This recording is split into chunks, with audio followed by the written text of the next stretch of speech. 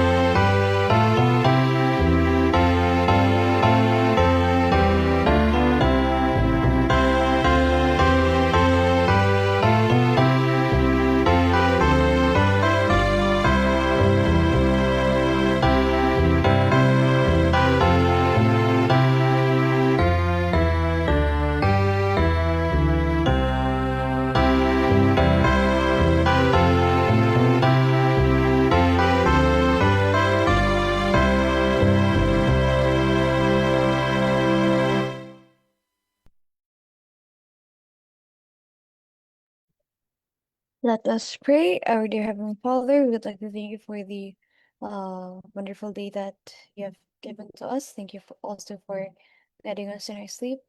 And we ask for continuous guidance as we have our devotional for this morning. Please bless the speaker as they impart to us the message uh, that we will be hearing today. Please also guide our loved ones who are not with us. Please heal the sick. Please touch them with your healing hands. And please forgive us from the sins that we have done. Thank you for always hearing and answering our prayers. In Jesus' name we pray. Amen.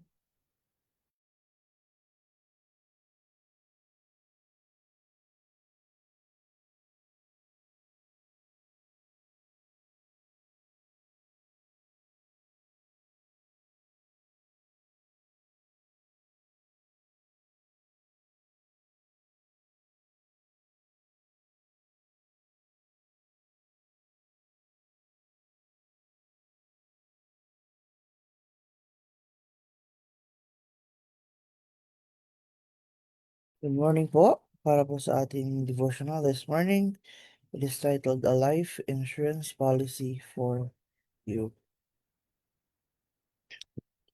Our key text po ay makikita sa 2 Peter 1 verse 10. It says, Wherefore the rather, brethren, give diligence to make your calling and election sure. For if ye do these things, ye shall never fall. In the council of heaven, provisions was made that men that though transgressors should not perish in their disobedience, but through faith in Christ as their substitute and surety might become the elect of God, predestinated unto the adoption of children by Jesus Christ to himself, according to the good pleasure of his will. God wills that all men should be saved, for ample provision has been made in giving his only begotten Son to pay man's ransom. Those who perish will perish because they refuse to be adopted as children of God through Christ Jesus.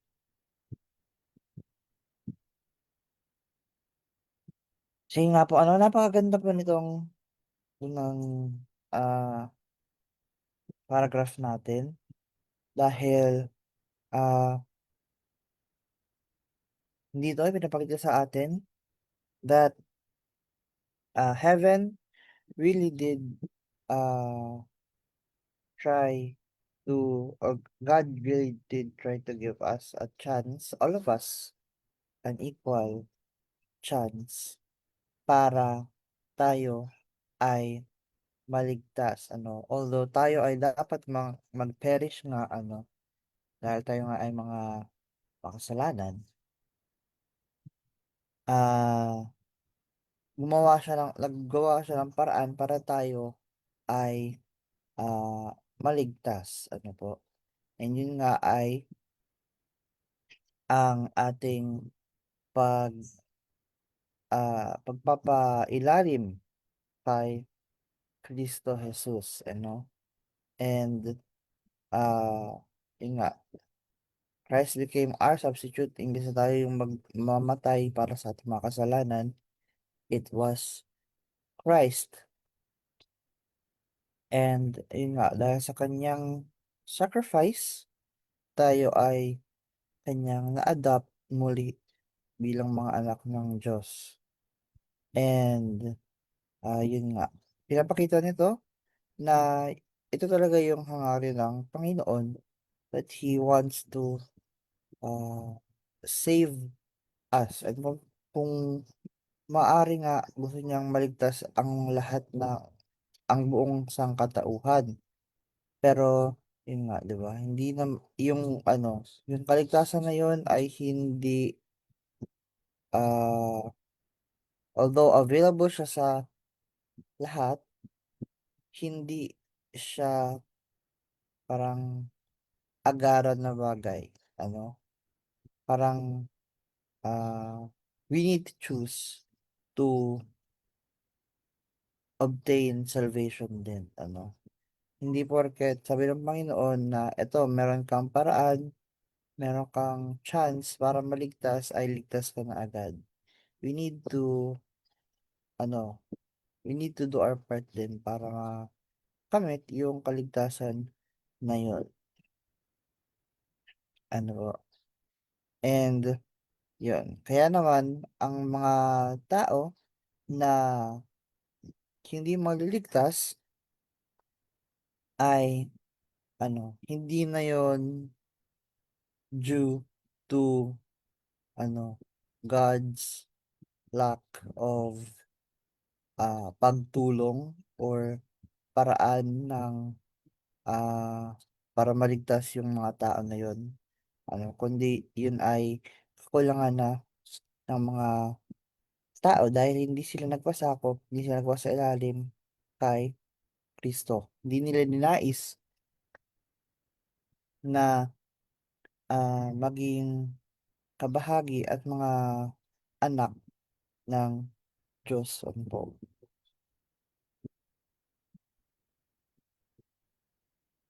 There is no such thing in the Word of God as unconditional election.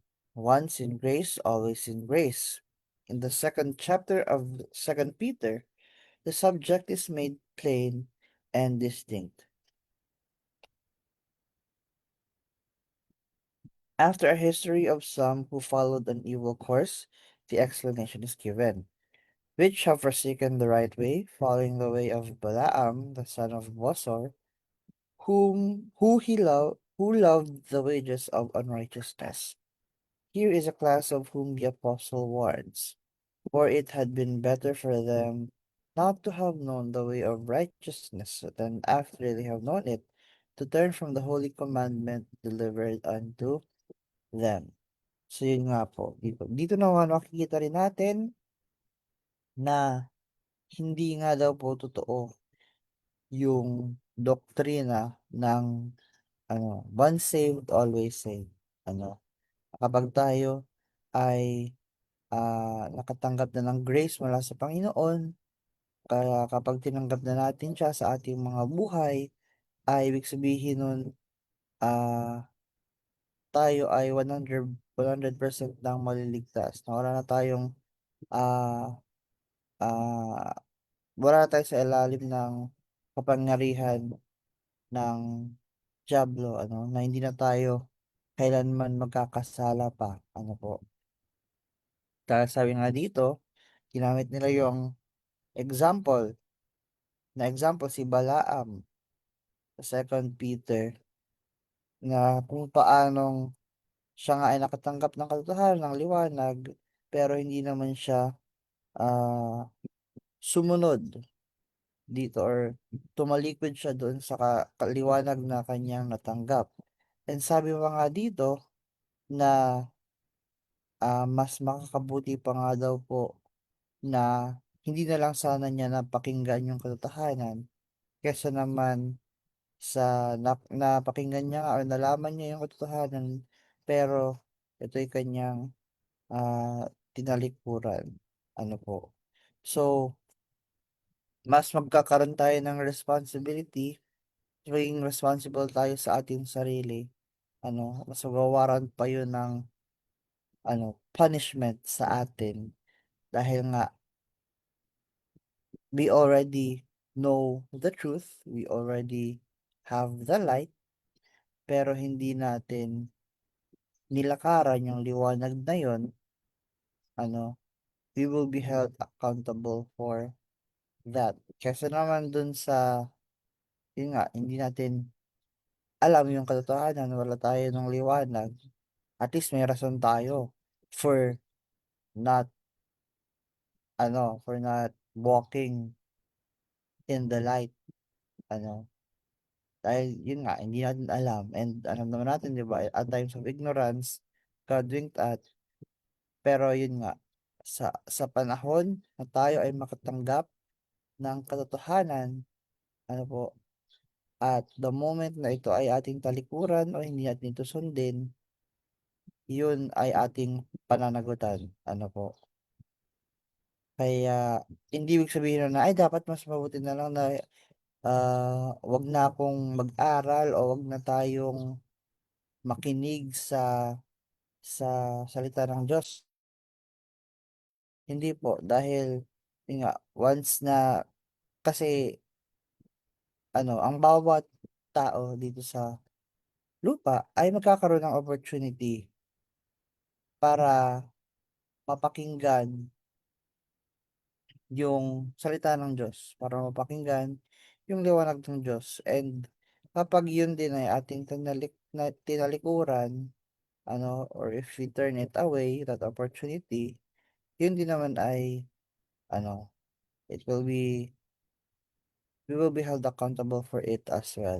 Hindi na yun magiging rason na, ay hindi ko kasi alam na ganito ganyan. Pero dahil pinili mo nga na wag malaman, pinili mo na wag pakinggan, yun ay nasa atin na din. We will not be excused for purposely uh, avoiding the truth. Po.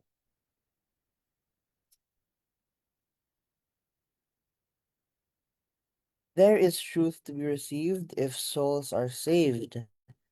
The keeping the commandments of God is life eternal to the receiver. But the scriptures make it plain that those who once knew the way of life and rejoiced in the truth are in danger of falling through apostasy and being lost. Therefore, there is need of a decided daily conversion to God. So, yun nga po ano, ito ay, ah, sinasabi dito, may katotohanan na kailangan nating matanggap para ang ating mga kaluluwa ay maligtas. At ang pagsunod nga sa mga kautusan ng Diyos ay panghabang buhay sa mga makakatanggap nito. Pero yun nga po, sinasabi rin dito na nililinaw ng kasulatan na ang siyang ang mga tao na ah, minsang nakatanggap nga o nalaman ang tunay na paraan ng pamumuhay at minsang ah, nagsaya sa katotohanan ay ah, merong merong kapahamakan na hinaharap na yun nga ano, magkaroon ng apostasy o tumalikod mula dun sa katotohanan at liwanag na yun. Kaya naman yun nga, 'di ba, yung ating ano, hindi sapat na tayo ay converted lang sa katotohanan sa ng isang beses, 'di ba? Dapat araw-araw tayong mako-convert ng katotohanan na ano, na kailangan nating panghawakan at lakaran ang daan na ito ng Panginoon, ano po. Hindi tayo puwedeng mag-stall, hindi tayo puwedeng mag, tumalikod o maghanap ng ibang landas dahil, yun nga ay magle-lead sa atin sa kapahamakan. All who seek to sustain the doctrine of election, once in grace, always in grace, to do this against the plain, thus saith the Lord. And yun nga, yun yung danger din ng ano, ng once saved, always saved. Kasi they are going directly against plain written ano, word of God na yun nga, nasusulat na sinabi ng Panginoon na kinokontra nila mismo yung mga salita na winika ng Diyos. So, yun ano po, 'pag naka-encounter tayo ng mga ganito, tayo po ay mag-ingat dahil yun nga, 'di ba, tayo ay naka-receive na ng warning mula dito sa ating devotional na kung gaano nga kadelikado yung ganitong mindset at paniniwala. It depends upon your course of action as to whether or not you will secure the benefits bestowed upon those who, as the elect of God, receive an eternal life insurance policy. So, yun nga ano, nasa atin kung kasi nga 'di ba, available naman na sa atin yung opportunity na ito. Available sa ating lahat ang salvation. Pero nasa atin, ano po, kung ano yung gagawin natin para mapanatili natin na yung sarili natin na karapat-dapat para sa opportunity na ito. Kasi at any time, at any moment, pwede tayong matanggal sa lista at hindi natin makukuha yung insurance na ito. Kaya kailangan nating panatilihin yung ating mga sarili na eligible. Ano po. And yun nga, bilang mga nakakaalam na ng katotohanan, we have a higher responsibility of keeping it and walking in it. Kaya nawa po ang bawat isa sa atin ay namulat sa ating devotional this morning at yun nga, marami tayong natutunan dito na una nga maging grateful tayo dahil at kung gaano tayo dahil tayo ay napakasuwerte dahil yun nga, God gave us, ah, an out ano or a way para tayo ay maligtas. Pero yun nga, kailangan din natin gawin yung ating bahagi ah, para sa ating sariling salvation. Hindi lang tayo puwedeng umasa sa Panginoon. And yun nga, sinasabi dito na mag-ingat tayo sa mindset ng ano, ng once saved, always saved. Ano, na kapag tayo nakatanggap na ng biyaya, tayo ay laging nasa ilalim ng biyaya na yun. Ano, mag-ingat tayo dun and tandaan po natin na 'pag tayo ay nakatanggap ng liwanag, ito ay dapat nating lakaran dahil sa oras na atin itong talikuran, tayo ay makakatanggap ng mas, malaking kaparusahan dahil dito, 'di ba? And sabi nga na kung gano'n lang din naman yung gagawin natin, kung tatalikod lang rin naman tayo sa katotohanan na ating matanggap, ay mas mabuti pang hindi na lang sana natin napakinggan o natanggap yung katotohanan na yon. Pero yun nga, hindi rin naman talaga natin ma-avoid yung, ah, na ano, na pumatok sa ating mga pintuan ang katotohanan ng Panginoon. Kung ito'y ating itatamboy, ay gano'n din naman ang ating kahihinatnan. And, yun. Yun po yung mga lesson na ating sana ma ah, makuha at mapag-isipan ano po sa ating mga sarili. Maraming salamat po sa pakikinig. Nawa po ang bawat isa sa atin ay napagpala ng ating devotional this morning. Good morning po sa ating lahat.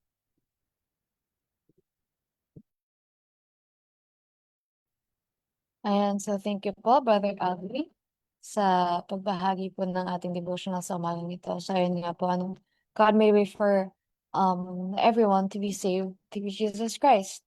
And that salvation is available to everyone. Pero yun nga, each of us must choose to has the choice to accept it through faith and obedience. But we also have the choice to um not accept it.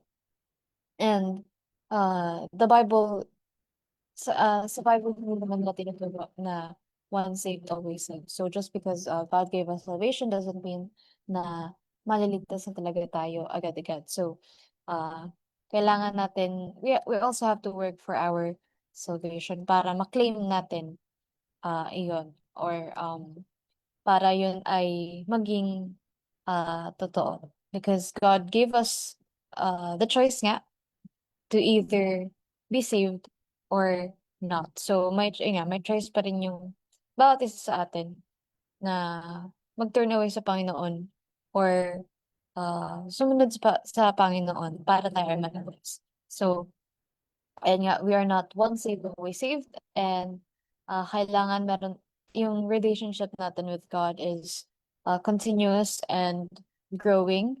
And those who do that, or um, those who continuously work on their relationship with God through faith and obedience, uh, they're the ones that will be able to be saved. And uh, yeah. So yun po, tayo po ay dumahala sa ating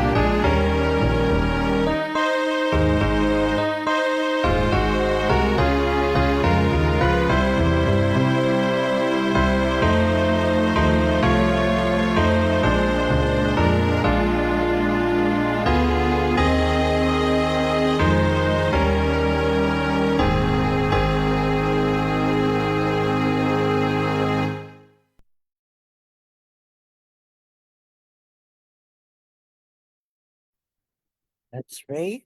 Our dear Heavenly Father, we would like to thank you for guiding us throughout the night and for the wonderful message that you have given to us this morning, for giving us life and strength. Please continue to guide and bless us throughout the rest of this day.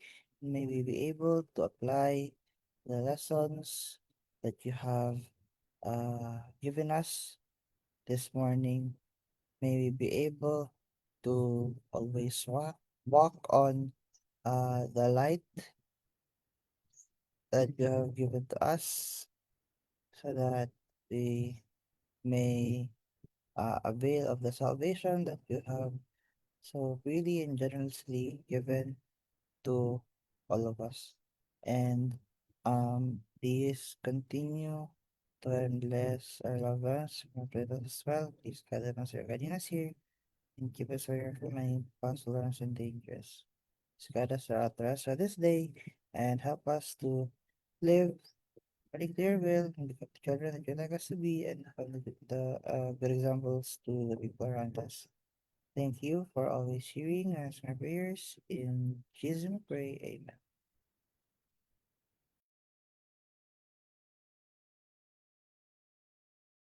Once again, thank you po, Brother Aldri, sa pagbahagi po ng ating devotional sa umagang ito.